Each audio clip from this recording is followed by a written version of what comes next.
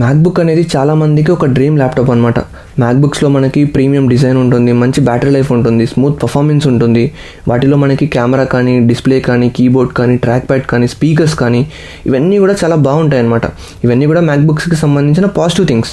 But ప్రతి ల్యాప్టాప్కి పాజిటివ్స్తో పాటు కొన్ని నెగిటివ్స్ కూడా ఉంటాయి.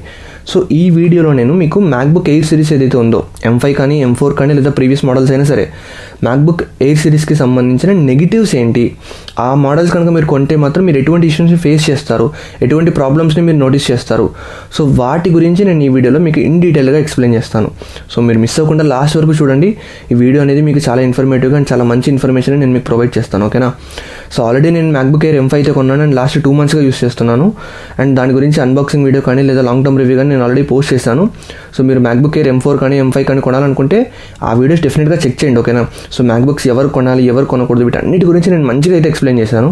సో మీకు మ్యాక్బుక్స్ కొనే వాళ్ళకి ఆ వీడియోస్ చాలా హెల్ప్ అవుతాయి. ఆ వీడియోస్కి సంబంధించిన లింక్స్ నేను కింద డిస్క్రిప్షన్లో ప్రొవైడ్ చేస్తాను. సో కుదిరితే తప్పకుండా చెక్ చేయండి.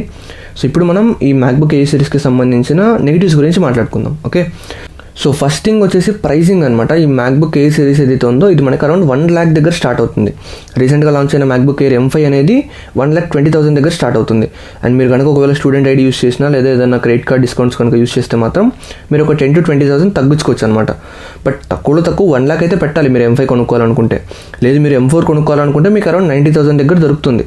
బట్ ఇక్కడ M4తో మెయిన్ ప్రాబ్లం ఏంటి అంటే మీకు 90,000 దగ్గర ఏదైతే దొరుకుతుందో అది బేస్ మోడల్. అందులో మనకి 256 GB స్టోరేజ్ ఉంటుంది. సో రియల్ లైఫ్లో మనకి 256 GB అనేది అసలు సరిపోదు. సో మీకు 512 కావాలంటే మాత్రం మినిమం 1 lakh కంటే ఎక్కువ ప్రైస్ అనేది మీరు పెట్టాలి. అండ్ మీరు 2026లో MacBook air కొంటున్నప్పుడు M1, M2, M3 ఈ పాత జనరేషన్స్ ఏవైతే ఉంటాయో అవి మాత్రం అస్సలు కొనొద్దు, అవి అస్సలు వర్త్ ఇట్ అయితే కాదు, ఓకే.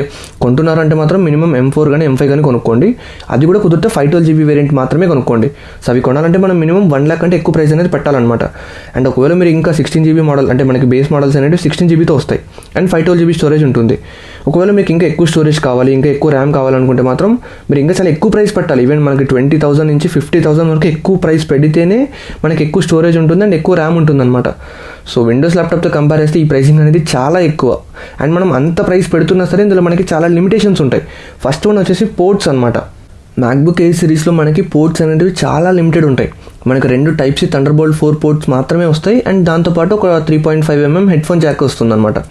సో ఇవి కాకుండా మనకి ఇంకా ఏ అదర్ పోర్ట్స్ అనేవి ఉండవు. Type-A పోర్ట్ అయితే ఒక్కటి కూడా ఉండదు. అండ్ HDMI పోర్ట్ ఉండదు, ఈథర్నెట్ కేబుల్కి సంబంధించిన ఆ పోర్ట్ ఉండదు. అండ్ ఆల్సో మన SD కార్డ్ రీడర్స్ కానీ ఇంకా ఏ అదర్ పోర్ట్స్ కూడా మనకు ఉండవు అనమాట. బట్ విండోస్ ల్యాప్టాప్స్లో మీరు కంపేర్ చేస్తే చాలా ఎక్కువ పోర్ట్స్ ఉంటాయి అందులో మనకు, ఓకే. సో ఇక్కడ మనకి మెయిన్ ప్రాబ్లం ఏంటి అంటే మనకి ఎక్కువ పోర్ట్స్ ఉండవు కాబట్టి మనం ఖచ్చితంగా ఒక USB Type-C హబ్ అయితే కొనుక్కోవాలి. అండ్ మంచి USB Type-C హబ్ అంటే మీకు ఎక్కువ Type-C పోర్ట్స్ ఉన్నది అండ్ ఇందాక నేను చెప్పిన ఈథర్నెట్ పోర్ట్ కానీ, HDMI పోర్ట్ కానీ ఇవన్నీ ఉన్న Type-C హబ్ కొనుక్కోవాలంటే మనకి మినిమం 1,000 లేదా 2,000 అవుతుందన్నమాట. సో అప్పుడు ఇంకా మీరు ఎక్స్ట్రా మనీ పెట్టి ఇంకా ఎక్స్ట్రా యాక్సెసరీస్ కొనుక్కోవాల్సి ఉంటుందన్నమాట.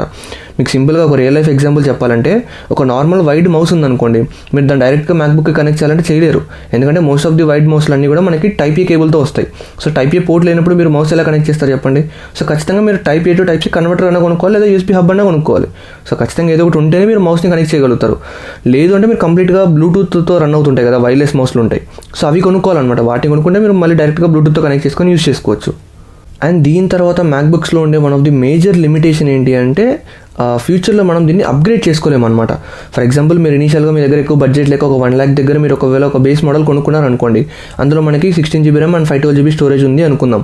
ఒకవేళ మీరు ఫ్యూచర్లో ర్యామ్ ఎక్స్పాండ్ చేయాలనుకున్నా లేదా స్టోరేజ్ మార్చుకోవాలనుకున్నా సరే అస్సలు కుదరదు అనమాట.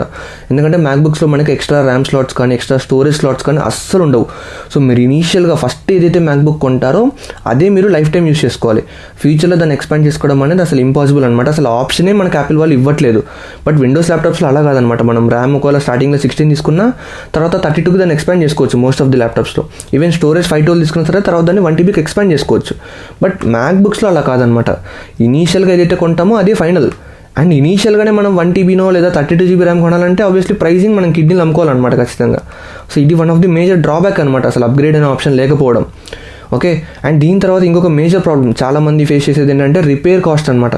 ఒకవేళ బై మిస్టేక్ కనుక మీకు ఈ మ్యాక్బుక్ కనుక కింద పడో లేదా ఏదైనా వాటర్ పడడం వల్ల లేదా ఏదైనా డిస్ప్లేకి ఏదైనా తగిలి ఏదైనా డిస్ప్లే డ్యామేజ్ అయినా సరే రిపేర్ కాస్ట్ మాత్రం చాలా ఎక్కువ ఉంటుంది. మ్యాక్బుక్ కొనడానికే మనం కిడ్నీలు అమ్ముకోవాలి అండ్ రిపేర్ కాస్ట్కి ఇంకో మిగిలిన ఒక కిడ్నీ కూడా అమ్మేసుకోవాల్సి ఉంటుంది. ఎందుకంటే ఈ మ్యాక్బుక్కి సంబంధించిన డిస్ప్లే కనుక మీకు ఒకవేళ బై మిస్టేక్ డ్యామేజ్ అయిందంటే మాత్రం రిపేర్ కాస్ట్ అనేది 20,000 దగ్గర స్టార్ట్ అవుతుంది. అండ్ మీరు కనుక ఒకవేళ యాపిల్ మీరు నార్మల్ అఫీషియల్ స్టోర్కి కానీ అఫీషియల్ సర్వీస్ సెంటర్స్కి వెళ్ళారనుకోండి, అక్కడ వాళ్ళు చెప్పే ప్రైసెస్ ఇంకా చాలా ఎక్కువ ఉంటాయి. అండ్ డిస్ప్లేనే కాదు, మీకు అదర్ ఏ హార్డ్వేర్ మదర్ బోర్డ్ కానీ ఏ హార్డ్వేర్ డ్యామేజ్ అయినా సరే రిపేర్ కాస్ట్లు అనేటివి చాలా ఎక్కువ. మీకు కొన్నిసార్లు ఒకవేళ మదర్ బోర్డ్ కానీ డిస్ప్లేస్ కానీ కంప్లీట్గా డ్యామేజ్ అయిపోయినాయి అనుకోండి, మీకు 50,000 కంటే ఎక్కువ అవుతుంది రిపేర్ కాస్ట్ అనేది. సో 50,000 అంటే ఆల్మోస్ట్ ఒక విండోస్ ల్యాప్టాప్ కొనుక్కోవచ్చు మీరు ఆ ప్రైస్ సెగ్మెంట్లో. సో అంత ఎక్కువ రిపేర్ కాస్ట్లు ఉంటాయి అనమాట. సో ఇది మీరు ఖచ్చితంగా గుర్తుపెట్టుకొని కొనుక్కునే ముందు. సో అందుకే మ్యాక్బుక్స్ యూస్ చేసేవాళ్ళు చాలా జాగ్రత్తగా యూస్ చేయాలి, కింద పడేయకుండా అండ్ వాటర్ పడకుండా అండ్ డిస్ప్లే కూడా డ్యామేజ్ అవ్వకుండా కొంచెం జాగ్రత్తగా యూస్ చేసుకోవాలన్నమాట. ఓకే.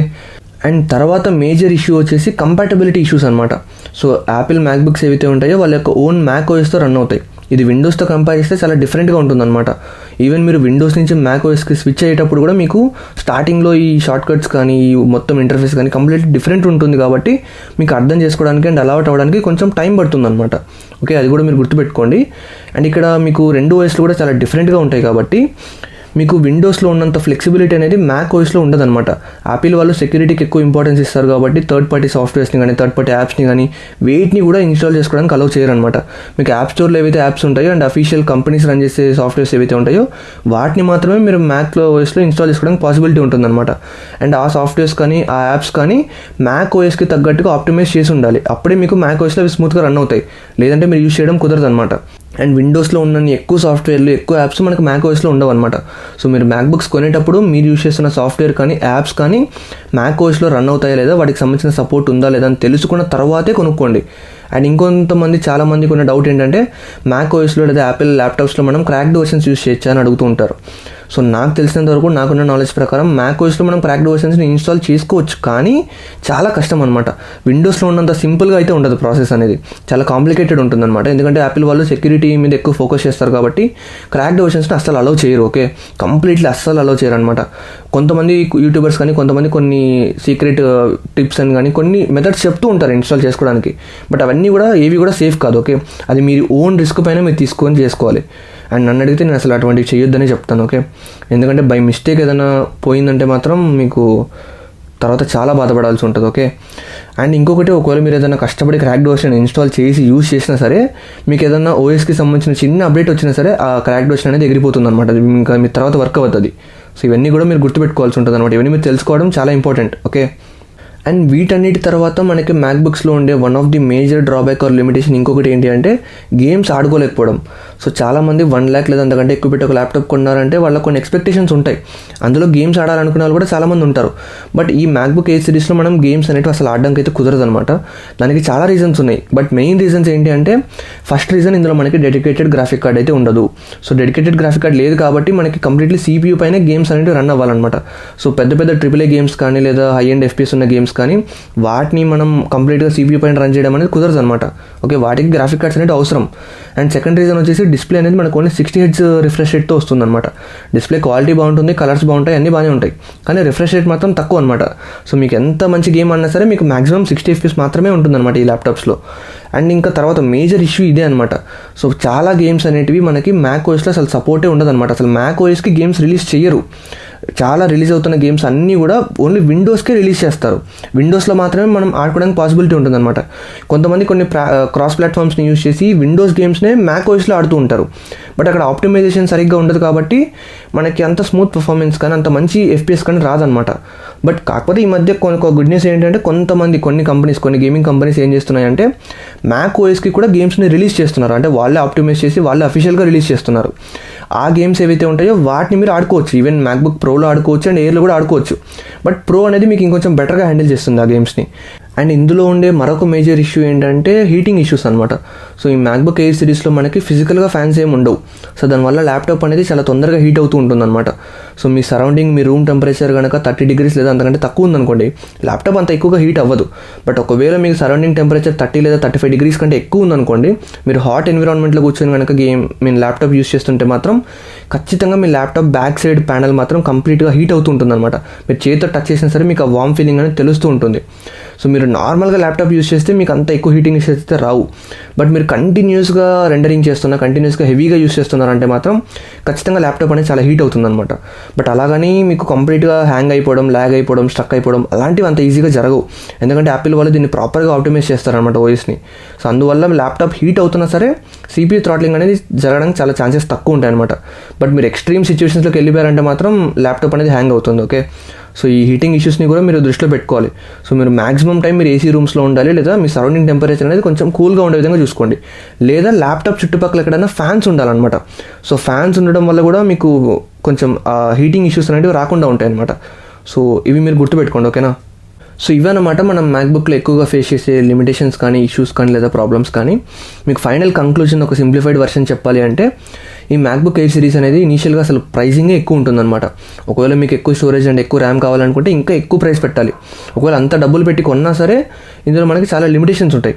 ఫస్ట్ వన్ వచ్చేసి పోర్ట్స్. మనకు ఓన్లీ 2 Type-C పోర్ట్స్ మాత్రమే ఉంటాయి, ఇంకా మిగతా ఏ పోర్ట్స్ కూడా మనకు ఉండవు అనమాట.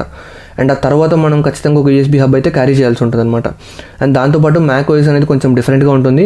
విండోస్ ల్యాప్టాప్స్ ఉన్నంత ఫ్లెక్సిబుల్గా అయితే ఈ OS అనేది ఉండదు అనమాట. ఓకే, సో మీకు కొన్ని సాఫ్ట్వేర్స్ ఇందులో సపోర్ట్ ఉండొచ్చు, ఉండకపోవచ్చు. అండ్ క్రాక్డ్ వర్షన్స్ని మీరు ఇందులో యూస్ చేయలేరు. అండ్ ల్యాప్టాప్ కనుక ఫిజికల్గా డ్యామేజ్ అయిందంటే మాత్రం రిపేర్ కాస్ట్ అనేది చాలా ఎక్కువ ఉంటుందన్నమాట. అండ్ మనకి డిస్ప్లే అనేది ఓన్లీ 60Hz రిఫ్రెష్ రేట్తో వస్తుంది. సో అది కూడా ఒక డ్రాబ్యాక్ అనమాట. అండ్ మీరు ఇందులో గేమ్స్ ఆడాలంటే గేమింగ్కి ల్యాప్టాప్ అసలు పనికిరాదు. అండ్ దాంతోపాటు మనకి ఫిజికల్ ఫ్యాన్స్ ఉండవు కాబట్టి కొంచెం అక్కడక్కడ మీరు హీటింగ్ ఇష్యూస్ని కూడా నోటీస్ చేస్తారు. అండ్ ఒకవేళ మీరు ఫ్యూచర్లో ర్యామ్ని కానీ స్టోరేజ్ని ఎక్స్పాండ్ చేసుకోవాలనుకుంటే అసలు అది పాసిబుల్ అవ్వదు. అండ్ ఇవి మేజర్ నెగిటివ్స్ అనమాట ఈ మ్యాక్బుక్స్కి సంబంధించి. ఒకవేళ మీరు మ్యాక్బుక్స్కి సంబంధించిన పాజిటివ్స్ ఏంటి, కంప్లీట్ ప్రాపర్ రివ్యూ లాగా మీరు తెలుసుకోవాలనుకుంటే మాత్రం నేను ఆల్రెడీ మ్యాక్బుక్ ఎయిర్ M5 కొన్నాను. దానికి సంబంధించిన అన్బాక్సింగ్ వీడియో కానీ, లేదా లాంగ్ టర్మ్ రివ్యూ కానీ ఇవన్నీ మన ఛానల్లో పెట్టాను. ఆ వీడియోస్ లింక్ వచ్చేసి నేను కింద డిస్క్రిప్షన్లో ఇస్తాను. సో కుదిరితే ఖచ్చితంగా ఆ వీడియోస్ చెక్ చేయండి. ఆ వీడియోస్లో నేను ఇంకా మంచి ఇన్ఫర్మేషన్ అయితే ప్రొవైడ్ చేస్తాను. సో అవి కూడా మీకు చాలా హెల్ప్ అవుతాయి. సో మ్యాక్బుక్స్ మీరు కొనాలనుకున్నా లేదా తెలుసుకోవాలనుకున్నా సరే ఆ వీడియోస్ చూడండి. ఓకేనా, సో ఇంతే మా ఈ వీడియోస్. ఐ హోప్ మీకు ఈ వీడియో నచ్చిందని అనుకుంటున్నాను. సో ఈ వీడియో మీకు ఎలా అనిపించిందో కామెంట్ చేయండి. అండ్ మీరు నేను చెప్పిన ఇష్యూస్ కాకుండా ఇంకేమైనా అదర్ ఇష్యూస్ కనుక మీరు ఫేస్ చేస్తుంటే వాటి గురించి కూడా కామెంట్ చేసి చెప్పండి. ఓకేనా, సో దట్ మన ఆడియన్స్ అయితే తెలుసుకుంటారు. అండ్ మీకు ఈ వీడియో మాత్రం ఇన్ఫర్మేటివ్ అనిపించినా సరే డెఫినెట్గా లైక్ చేయండి. అండ్ ఆల్సో హై పాయింట్స్ ఇవ్వండి కుదిరితే. అండ్ ఇలాంటి మరిన్ని ఇన్ఫర్మేటివ్ వీడియోస్ కోసం మన ఛానల్ని సబ్స్క్రైబ్ చేసుకొని ఫాలో అవుతున్నాడు. ఓకేనా.